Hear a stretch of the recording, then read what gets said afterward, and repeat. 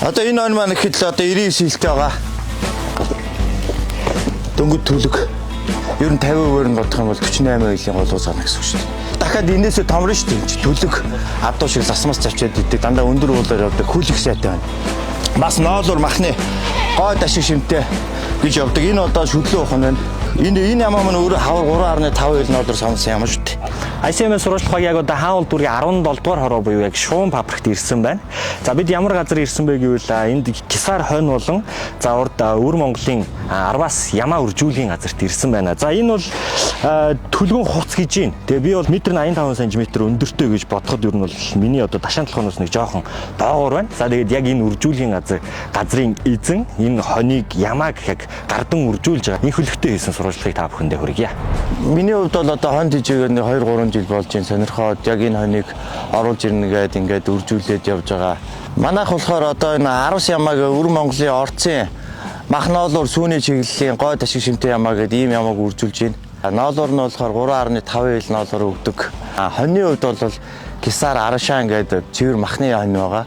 Казахстан, Тажикстаны одоо энэ өндөр ууларх газраар нутгалдаг, застай өндөр уулаар нутгалдаг. Ер нь бол халуун үүтэнд хосмол ийм төсвөр төвчөртэй тийм хонд хийж байгаа.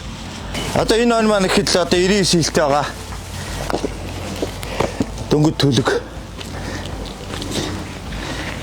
Тэгэхэд биений хэмжээгээр ийм 99 хилтэй байгаа. Гулууз нь бол одоо нэг 48.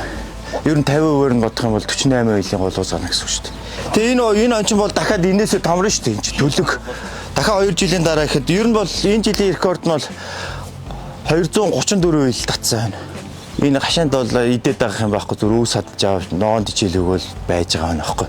Тэрнээс бэлчээрд гарах юм бол энэ хон ч юм бол өөрөө илжиг унаад адуу унаад хажууд нь явхад бол айгүй хөл сайтай. Ер нь бол адуу шиг засмас завчаад идэг. Дандаа өндөр уулаар явд. Тэрнээс бол амьдрах чадвар өөрөө бэлчих чадвараараа бол яг Монгол хон шиг. Монгол хоноос илүү ер нь бол өндөр өөрөө хөл сайтай өндөр хон учраас зузаан засан ч гэсэн бол ямар ч асуудалгүй явдаг. Энэ одоо яг төлөвлөгөөт л болж байгаа. Төлөө шүтэн гарч байгаа юм байна. Тий, энэ өөрөө ийм нөгөө тулгын хөхтэй ямаа гэдэгтэй адилхан юм. Айгуу том дилэнтэй бас сүү их сайтай. Одоо жишээлбэл энэ хургалж байгаагүй төлөв шүтэн гарч байгаа. Хурган төлөгл болж байгаа юм да. Тэгэхэд одоо энэ 70 хил татж байгаа. Амьдын жингээрээ. Тэрнээс одоо би бол энийг өрөө дийлэхгүй шүү дээ. Би жинтэй шүү дээ. Тэ энэ өн маань өөрөө ийм том жигтэй, монхор хамартай ийм атсан сүлттэй. Ер нь бол томоо том. За тэгээ энийг авч хэллээд үчи. Тэр хар уцыг бас хэллээд үзүүлчих. Тэг хөтлөө явчих. Наач шууд дагаа явчих.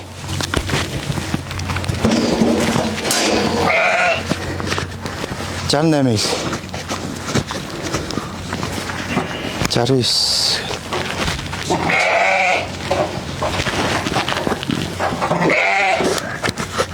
69. Тэгээ барай зогсчих юм.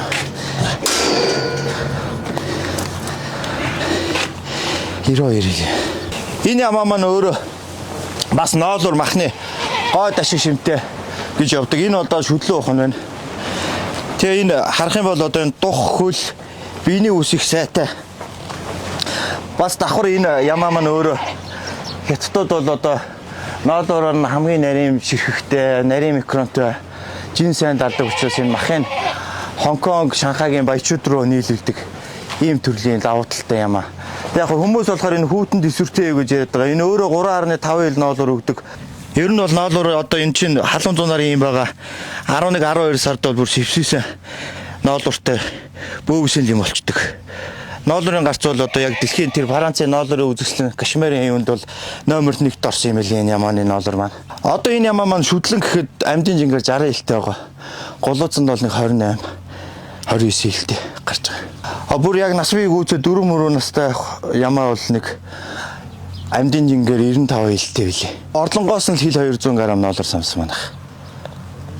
Энэ ямаа маань өөрөө хавар 3.5 хил ноолуур самсан ямаа шүү дээ. Монгол ямаанаас бол манайх одоо Баян онгорын залаа жинстэй ямаа аваад самнахад хавар хамгийн сайн гарсан ямаанаас нэг 800 г гарсан.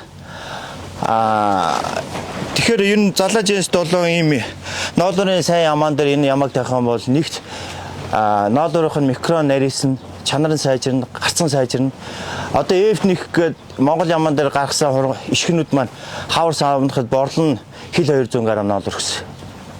50% малынхаа тоог багасгаад авах ашиг нь ижилхэн болчихж байгаа юм чинь. Ер нь бол энэ дээр анхаарах юм бол бас малж байгаа хүндээч өөх ашиг шимээ бодох юм бол ер нь үйлдвэрлэх байдлыг яалчгүй сайжруулах шаардлагатай байна. Монгол улсын хэмжээнд бол бэлчээрийн даад гитэрснээс болоод ер нь бол малын тоо толгой ихтчээд бэлчээрээ булаацалтаад ер нь бэлчээр дээр байгаа ургамлаа ургуулахгүй байгаа учраас ер нь бол малын тоог багасгаад хагас эрчимцэн аж ахуй руу ер нь шилжээд ерөнхийдөө дотоодын хавар махны үн өсөд байгаагтай холбогдуулан ер нь бид нар эрчимтэй аж ахуйг хагас эрчимжүүлээд сайн дижих юм бол ер нь бол махны үнээс гисэн барихаар байна. Үнэхээр одоо Монгол малын ашиг сэм үнэхээр өндөр байсан бол яагаад Канадууд, Америкууд, Оросууд ч юм уу манайхаас мал аваач үржүүд хийжихгүй байгаа. Энэ малыг болохоор одоо ингээд Монгол хонь дээр тавиад заавал ингээ Монгол малыг сүйтгэхэд эрлий зүйлээ устгах гэдэг юм биш шүү дээ.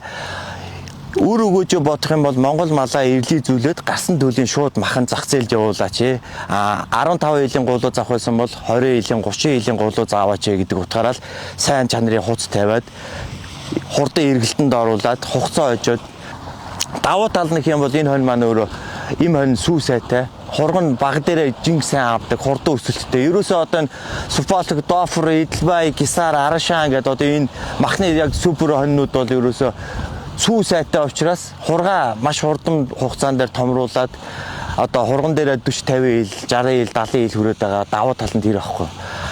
Манайхаа өөрснөө нөгөө тижээлийн ургамлаа маш бага тарьдаг. Малчид маань одоо ногоон тижээл одоо энэ буурцт ургамлаа бага тарьж байгаа учраас малдаа ерөөсөө тийм уургийн агуулгамжтай тижээл өгж ойлгохгүй дан өвс өгдөг, хэвэг өгдөг гэдэг хамгийн хямдхан дайвар бүтээгдэхүүнүүд дээр малаа тижээгээд байгаа учраас жин сайн авдаг. Эдийн засгийн эргэлтэнд удаан ороод байгаагаа ойлгодог.